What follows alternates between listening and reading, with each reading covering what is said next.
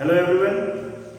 आज के इस वीडियो में क्लास 8 का फर्स्ट चैप्टर जो है जिसके क्वेश्चन आंसर ऑलरेडी मैं भेज चुका हूँ उसको मैं एक्सप्लेन करूँगा और बताऊँगा कि फर्स्ट चैप्टर में क्या क्या चीज़ें दी गई हैं।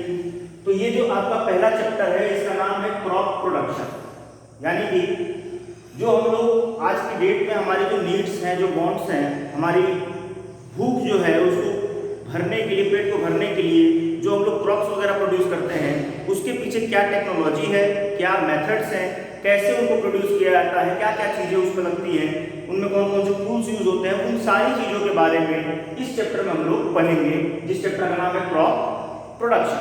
अब सबसे पहले उसमें कुछ जो टर्म्स हैं उनको जरा हम समझने की कोशिश करेंगे।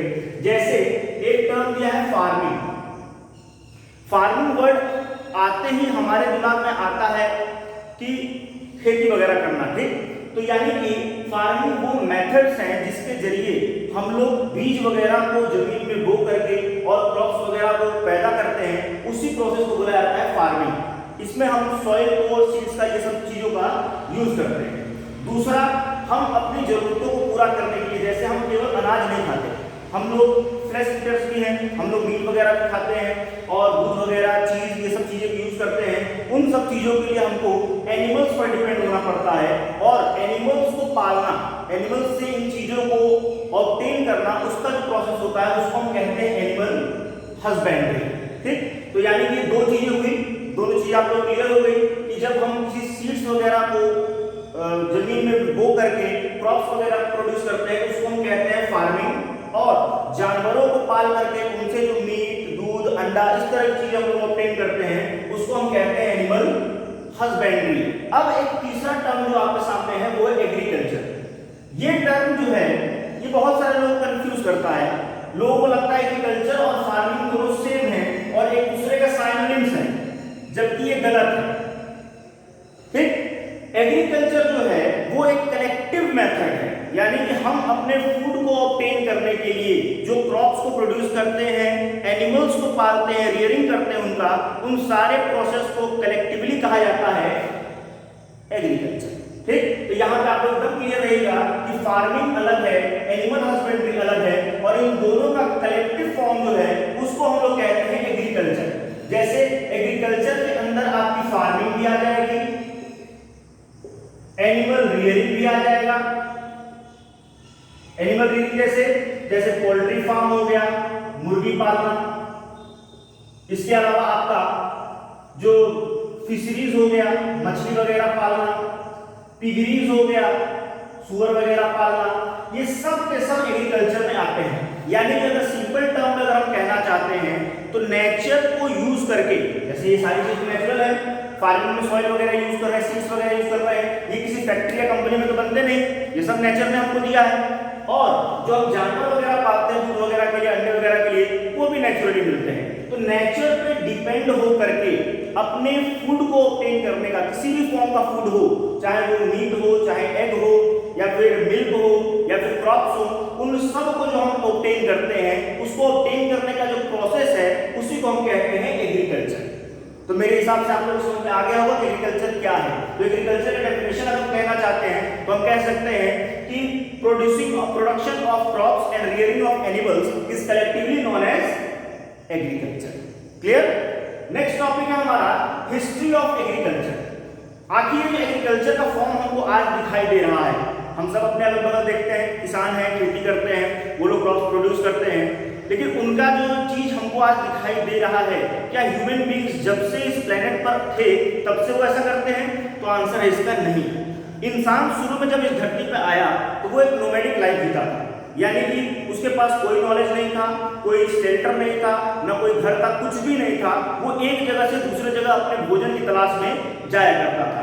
वो अपने भोजन के लिए डिपेंड होता था जंगल में पाए जाने वाले फ्रूट्स पे, नट्स पे, इस तरह की चीजों पे, या फिर बहुत सारे प्लांट्स के रूट्स वगैरह भी खाए जाते हैं उन पे डिपेंड करता था, या तो फिर एनिमल्स की हंटिंग करता था। तो एकदम प्रीवियस मैन जो था वो हंटर और गैदरर था, यानी कि वो जगह जगह पे जाता था, पत्थरों का औजार यूज करता था। आपने हिस्ट्री पढ़ा होगा, स्टोन एज, तो वैसे ही लाइफ शुरू हुआ करती थी। उस टाइम इंसान को एग्रीकल्चर, फार्मिंग, इन सब के बारे में कोई भी नॉलेज नहीं था।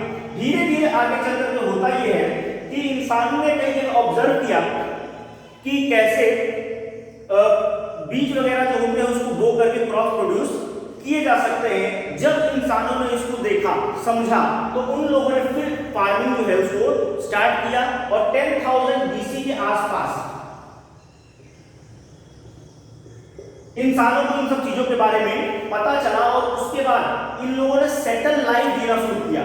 यानी कि उसके पहले इंसान कभी भी सेटल जगह पे नहीं रहते थे, लेकिन हम सब जानते हैं कि एग्रीकल्चर या फार्मिंग का जो प्रोसेस होता है वो एक दिन का नहीं होता कि सुबह हमने बीज बोया और शाम को फसल तैयार हो गई और खा के निकल लिए, ऐसा तो होता नहीं है। इसमें लंबा टाइम लगता है और इस वजह से इंसानों ने सेटल लाइफ जीना शुरू कर दिया कि एक ही जगह पे रहेंगे, खेती करेंगे, घर बनाएंगे और वहीं में हम लोग रहेंगे। फिर धीरे धीरे सोसाइटीज बनने लगी और ये सारी चीजें हुई और इस तरीके से फार्मिंग ने इंसानों की लाइफ को पूरी तरीके से बदल के रख दिया। तो ये था हिस्ट्री किसका, एग्रीकल्चर के, कैसे एग्रीकल्चर आज के डेट में हमारे पास आया। शुरू में हम नॉर्मल क्रॉप्स वगैरह बोया करते थे जो नेचुरली हमको मिलते थे। आज की डेट में हम लोग साइंस ने इतना डेवलपमेंट कर लिया है कि हाइब्रिड सीड्स आती हैं, HYV सीड्स आती हैं, ज़्यादा मतलब प्रोडक्शन देने वाली कई तरह के एडवांस मेथड्स हम यूज करते हैं और मैन्योर्स और फर्टिलाइजर्स यूज करते हैं। ये सब चीज़ें पहले नहीं थी, लेकिन फिर भी आज के डेट में हमारे पास ये सब चीज़ें अवेलेबल है। नेक्स्ट टॉपिक है आपका क्रॉप और क्रॉप प्लांट्स। ये किसको कहते हैं? जब किसी खास तरह की फसल, जैसे आपने देखा होगा कई बार कि जगह जगह पे कई तरह के प्लांट्स हमको मिल जाते हैं, ठीक। जैसे आप रोड पे जा रहे हैं तो रोड के किनारे आपको कहीं आम का पेड़ मिल गया, कहीं नीम का मिल गया, कहीं महुआ मिल गया, कहीं कुछ मिल गया। तो ये सब जो होते हैं इनको हम क्रॉप नहीं कह सकते। क्रॉप उसको कहा जाएगा जब किसी एक लैंड के ऊपर एक खास तरह के सीड्स को बहुत ज्यादा अमाउंट में जब हम प्रोड्यूस करते हैं तब उसको कहा जाता है, उस प्लांट को क्रॉप कहा जाता है और क्रॉप प्लांट कहा जाता है। सॉरी, उस एग्रीकल्चर क्रॉप कहते हैं और जो प्लांट उसको लगाया जाता है उसको क्रॉप प्लांट्स कहते हैं। तो ये था आपका क्रॉप और क्रॉप प्लांट्स। नेक्स्ट हम लोग कई ऐसी भी फार्मिंग करते हैं जिसका हमको खाने से जरूरत नहीं होता। जैसे कई लोग रोज लगाते हैं, लिली लगाते हैं, ये सब क्या है? फ्लावर्स है। फ्लावर्स का हम यूज खाने में नहीं करते हैं, डेकोरेटिव आइटम्स में करते हैं। इसके अलावा कुछ वेजिटेबल्स जो होते हैं, वेजिटेबल्स जो होते हैं उनको भी हम क्रॉप में नहीं रखते, क्रॉप्स नहीं होते। तो इस तरह की चीजें जो होती हैं, जैसे फ्लावर्स हो गया डेकोरेशन वगैरह के लिए, या वेजिटेबल्स वगैरह जो हो गए, इन सब को जो प्रोड्यूस करने का जो प्रोसेस होता है उसको हम कहते हैं हॉर्टिकल्चर, ठीक। तो ये सारे टर्म्स आपको समझ में आ गए। अब अगला जो टॉपिक है हमारा वो है क्रॉप सीजन। क्रॉप सीजन के बारे में आप लोगों को बताऊंगा।